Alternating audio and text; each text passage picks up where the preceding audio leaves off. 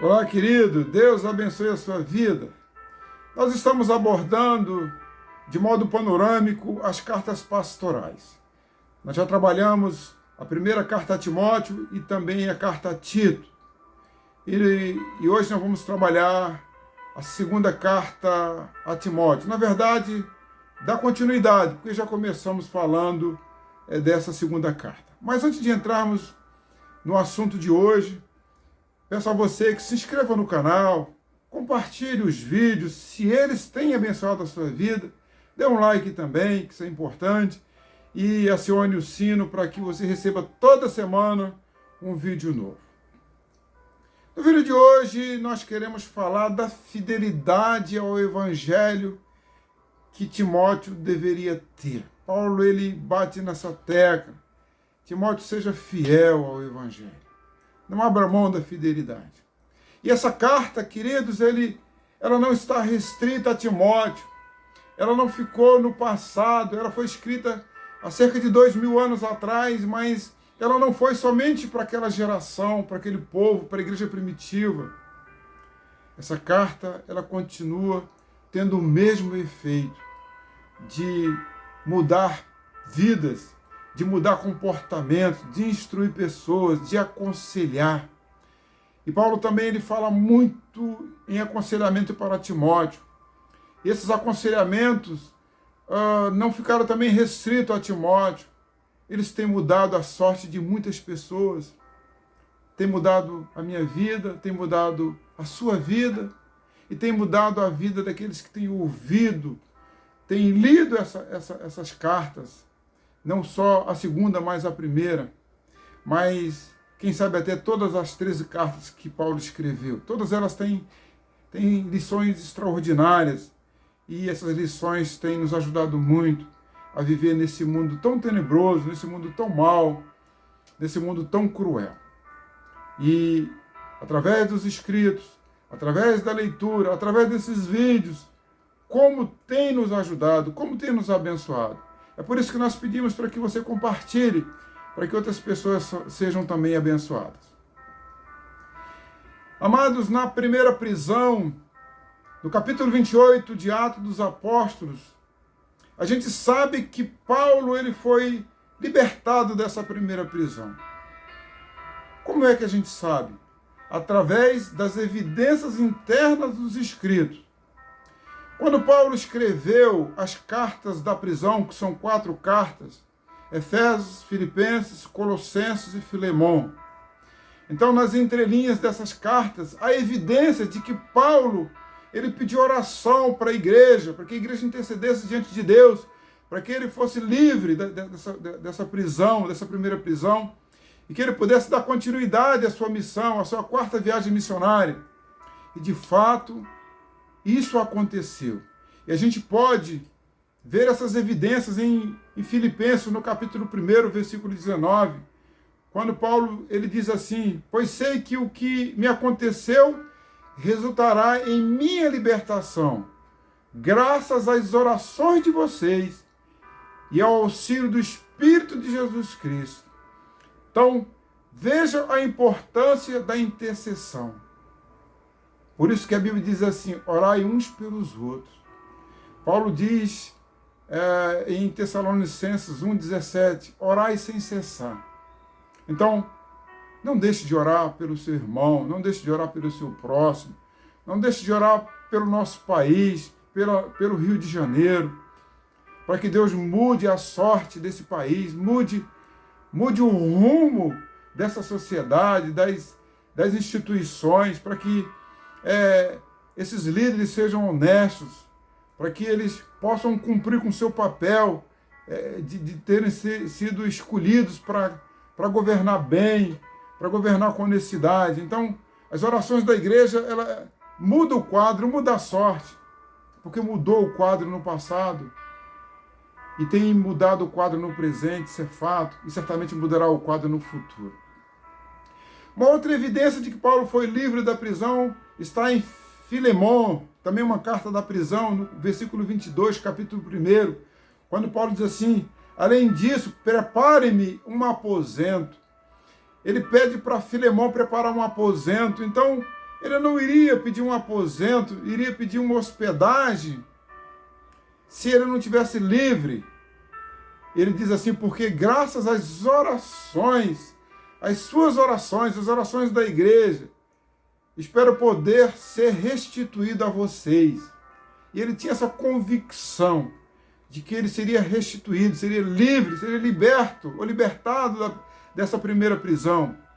E de fato, há mais evidência de que Paulo foi livre dessa primeira prisão, porque lá em 1 Timóteo, no capítulo 1, versículo 3, Paulo diz que ele deixou Timóteo em Éfeso. E se ele deixou Timóteo em Éfeso, para que ele constituísse ali presbíteros, né? E para que também colocasse em ordem a igreja ali de Éfeso, significa dizer que ele foi livre dessa primeira prisão. Há uma outra evidência de que Paulo foi livre dessa primeira prisão em Tito, capítulo 1, versículo 5. Ele diz assim, por essa causa te deixei em Creta, para que pusesse em boa ordem o que ainda não está, e que em cada cidade estabelecesses presbíteros, como eu já te mandei. Então, Paulo deixa Timóteo em Éfeso e Tito em Creta. Isso significa que ele estava de fato livre. E essa liberdade, ainda que temporária, porque algum tempo depois, cerca de 3 anos depois, ele foi novamente preso em Roma. Não em Roma, mas em Troade. E nessa última prisão, ele não teve o mesmo privilégio de ser liberto. E nessa última prisão, ele já previa o seu martírio. Já havia esses indicativos de que ele não seria mais livre dessa última prisão. Até porque ele foi condenado, foi injustiçado, não só ele, mas os cristãos. Eles foram injustiçados, eles foram responsabilizados pelo incêndio de Roma. Algo que não foram os cristãos que fizeram isso. Até porque isso não é comportamento dos cristãos. Não era, não é e não será. Porque a função dos cristãos é pregar o evangelho, é levar as boas novas, é buscar o bem das pessoas e não fazer o mal. E o imperador nessa época, o imperador de Roma era Nero, um imperador cruel, e ele mesmo incendiou Roma e colocou a culpa nos cristãos. E a partir de então, os cristãos foram perseguidos, principalmente o apóstolo Paulo. Então ele mandou caçar Paulo por todas as regiões. E eles encontraram Paulo em Troade, na casa de Carpo. E há evidência nos textos bíblicos, em 2 Timóteo, capítulo 4, versículo 13, que diz assim, quando você vier, traga a capa que deixei na casa de Carpo, em Troade, e os meus livros, especialmente os pergaminhos. Aqui há evidências, querido, de que Paulo ele foi preso em Troade, na casa de Carpo, e ele não teve tempo de trazer a sua capa e também os seus livros, os seus pergaminhos. E então ele, quando estava no interior do cárcere, já percebendo, já sentindo a sua morte, e ele diz para Timóteo, olha, já estou sendo oferecido por libação, por sacrifício, vem depressa e me traga a capa que deixei na casa de Carpo e os meus pergaminhos. E ele diz, olha, não venha no inverno, mas seja breve, porque o inverno é muito rigoroso e certamente Timóteo viria de navio. E nessa época do inverno, o mar ficava muito agitado, o mar ficava muito bravo. E as ondas eram intensas. E talvez Timóteo não tivesse a oportunidade de chegar até Roma. Porque Paulo, ele passou por momentos tensos. Quando ele estava indo na primeira viagem, ele passou por esse processo de tempestades. E o mar ficou bravo. E tanto é que a gente tem evidência em Atos dos Apóstolos que ele passou. E eles tiveram que que passar por uma ilha, e nessa ilha eles sofreram ali bastante. Paulo foi picado por uma víbora até dar continuidade então à viagem e chegar até Roma, onde ele ficou preso ali por 2 anos. E Timóteo, ele tinha essa incumbência de chegar a Roma e ainda encontrar Paulo vivo. Não há indicativo nos textos bíblicos de que isso tenha acontecido. Mas Paulo, ele diz, seja breve, Timóteo, porque o inverno, ele é rigoroso demais. E ele também estava sofrendo naquela prisão fria, certamente com muito frio.